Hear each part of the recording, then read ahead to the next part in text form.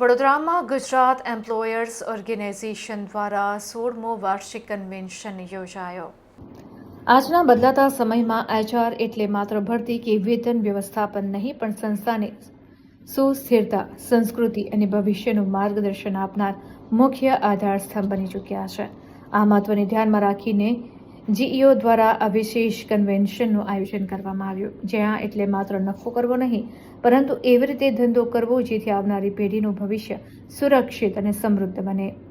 ESG જ્યારે તમે તમારા વ્યવસાયમાં પર્યાવરણ, સમાજ અને સુશાસનને કેન્દ્રમાં રાખો છો, ત્યારે તમે માત્ર સંપત્તિ જ નહીં પણ સાચું મૂલ્ય મેળવો છે।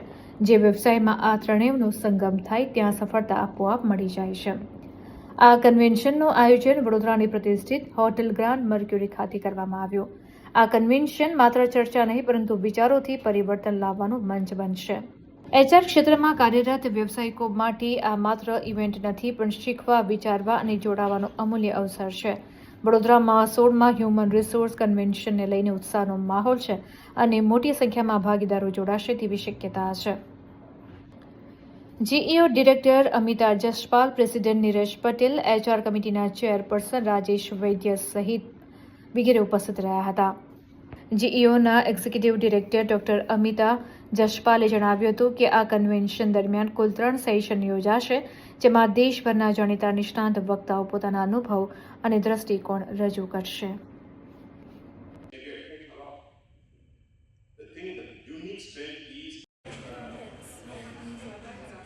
Event on their respective platforms. FGI, SHRP, HR. Just take about even a contract worker.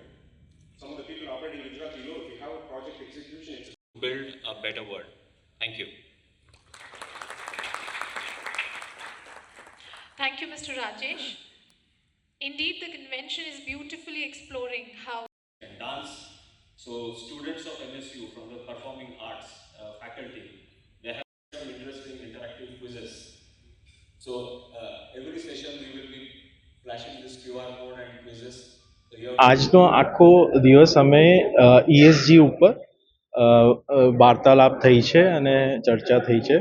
ESG એટલે જે આવતા સમયમાં તમારું પર્યાવરણ, સમાજ અને સુશાસનનું શું મહત્ત્વ રહેવાનું છે ઉદ્યોગો માટે, એના ઉપર આખા દિવસ આપણે લોકોને જાણ કરી છે અને એના ઉપર આપણે ચર્ચા કરી છે અને બહુ ફીડબેક એવો છે કે બધાને ખાસ એવું શીખવા મળ્યું છે અને એમને ઘણા બધા ટેકઅવેઝ મળ્યા છે।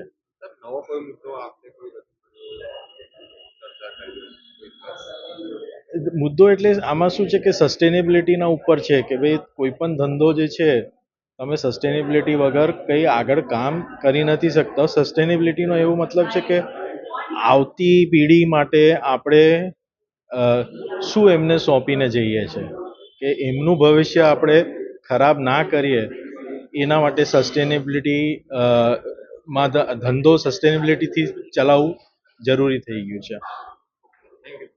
Thank you.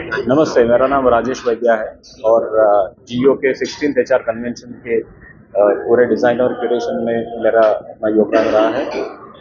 सस्टेनेबिलिटी और ईएसजी आने वाले समय में एक बहुत बड़ा रोल प्ले कर रही है। जलवायु परिवर्तन, सोशल प्रॉब्लम्स, और इनसे अगर हमें सोसाइटी को, आने वाली पीढ़ियों को अगर अच्छे से इसके मुकाबला करना है तो ईएसजी और सस्टेनेबिलिटी में काफ़ी सारे उसके आंसर्स हैं। और इस कन्वेंशन में इन्हीं सब्जेक्ट के ऊपर, इन्हीं मुद्दों के ऊपर एक्सपर्ट पूरे देश से एक्सपर्ट्स आए हुए हैं। Academia, CEOs from the companies, media, subject matter experts यहाँ पे सब इकट्ठा हुए हैं और इसके ऊपर पूरे दिन चर्चा होगी और इससे कुछ समाधान जो निकलेंगे, आई एम क्वाइट कॉन्फिडेंट कि हमारे पार्टिसिपेंट्स को उसका पूरा लाभ मिलेगा। धन्यवाद। Thank you sir.